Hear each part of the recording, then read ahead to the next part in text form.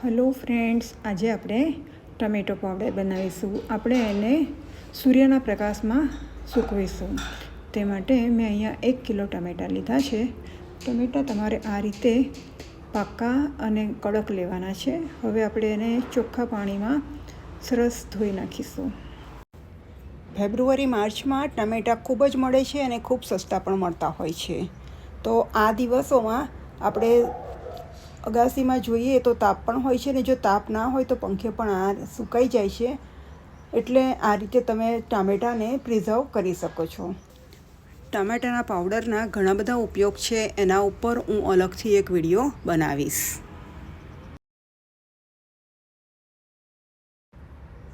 આપણા ટામેટાં ધોવાઈ ગયા છે. હવે આપણે એને કાપી લઈશું.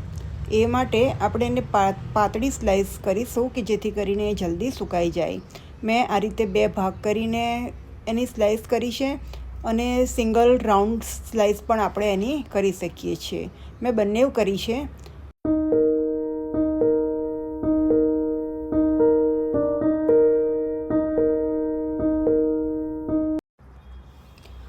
હવે આપણે આ કાપેલા ટામેટાને સ્લાઇસને એક થાળીમાં ગોઠવી લઈશું. જો તમે થાળીમાં ના સૂકવવા માગતા હોય તો તમે એને પ્લાસ્ટિકની શીટમાં પણ સૂકવી શકો છો. અહીંયા મેં ટામેટાને આ રીતે કાપી લીધા છે, અને જો એનો રસ નીકળતો હોય તો કાઢી નાખવાનો, ના નીકળે તો એ સાથે પણ સુકાઈ જાય છે, એટલે વાંધો આવતો નથી. બધા ટામેટાં આ રીતે કાપીને આપણે થાળીમાં ગોઠવી લઈશું. જુઓ, અહીંયા થોડા ટામેટાં મેં રાઉન્ડ શેપમાં પણ કાપી લીધા છે. બધા ટામેટાં થઈ અને 3 પ્લેટમાં મેં અહીંયા ગાડી ગોઠવ્યા છે. 3 થાળીમાં બધા ટામેટાં આવી ગયા છે. લગભગ 1 કિલો જેટલા ટામેટાં છે. હવે આપણે એને સૂર્યના તાપમાં મૂકી દઈશું. એટલે મેં અગાસીમાં મૂક્યા છે. અમારી અગાસીમાં પુષ્કળ તાપ આવે છે. ટામેટાને સુકાતા લગભગ 3-1 દિવસ થાય છે. જો અહીંયા 2 દિવસ થઈ ગયા છે. આપણા ટામેટાં હજુ એટલે થોડા સુકાવાના બાકી છે, એ વળી જાય છે. અત્યારે રોજ જ હું એને સાંજે ઘરમાં લઈ લઉં છું અને સવારે બહાર મૂકું છું. જુઓ, આ ટામેટું ત્રીજે દિવસે સુકાઈ ગયું છે. કેટલા સરસ ટુકડા થઈ જાય છે. હવે આપણા ટામેટાં સુકાઈ અને રેડી થઈ ગયા છે. બધા ટામેટાને હવે હું એક પ્લેટમાં ટ્રાન્સફર કરી લઈશ. આપણા ટામેટાં ખખડે છે, એટલા સરસ સુકાઈ ગયા છે.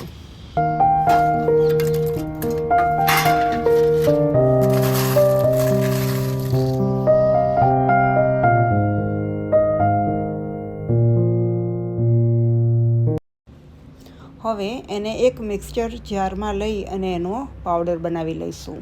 મેં આ રીતે કટ કરીને સૂકવેલા ટામેટાને આવા જ પેક કરીને પણ રાખ્યા છે. તે પણ સરસ રહે છે. અત્યારે પણ આપણે એનો પાવડર બનાવીએ છીએ. પાવડર પણ બહુ સરસ ટેસ્ટમાં લાગે છે અને એકદમ ઝીણો વટાઈ જાય છે.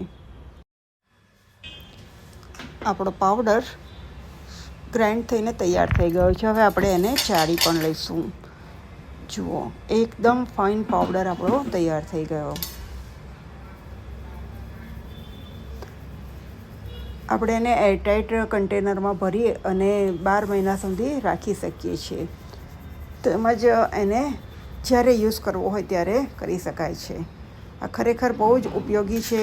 જો આપણે કોઈ દિવસ એકદમ જ ટામેટો સૂપ બનાવવાની ઈચ્છા થાય, કાં તો કોઈ બી સબ્જીમાં જ્યારે આપણે ગ્રેવી બનાવવી હોય છે ત્યારે આપણે ટામેટો પ્યુરીની જરૂર પડે છે, તો એ ટમેટો પ્યુરી એકદમ ઇઝીલી અહીંયા ગાડી આપણે બનાવી શકીએ છીએ. જુઓ, જરૂર મુજબ પાવડર એક બાઉલમાં લેવાનો છે, અને એને જેવું આપણે ઘટ કરવું હોય તો ઘટ, પતલું કરવું હોય તો પતલું, એ પ્રમાણે પાણી રેડી અને આપણે એને હલાવીને મિક્સ કરી લેવાનું છે. જો કે 2-3 મિનિટ પછી એ થોડું થીક થઈ જાય છે, ઘટ્ટ થઈ જાય છે, એટલે એ પ્રમાણે આપણે પાણી ઉપયોગ કરવાનો છે. એકદમ ઇન્સ્ટન્ટ આપણી ટમેટો પ્યુરી રેડી થઈ ગઈ. આ રીતે એના ઘણા ઉપયોગ છે. એ પ્રીમિક્સમાં પણ વપરાય છે, કાં તો વેફરમાં ફ્લેવર આપવા માટે પણ ટમેટો પાવડર યુઝ કરી શકાય છે. એનો ટેંગી ટેસ્ટ ખૂબ સરસ લાગે છે. Thank you for watching.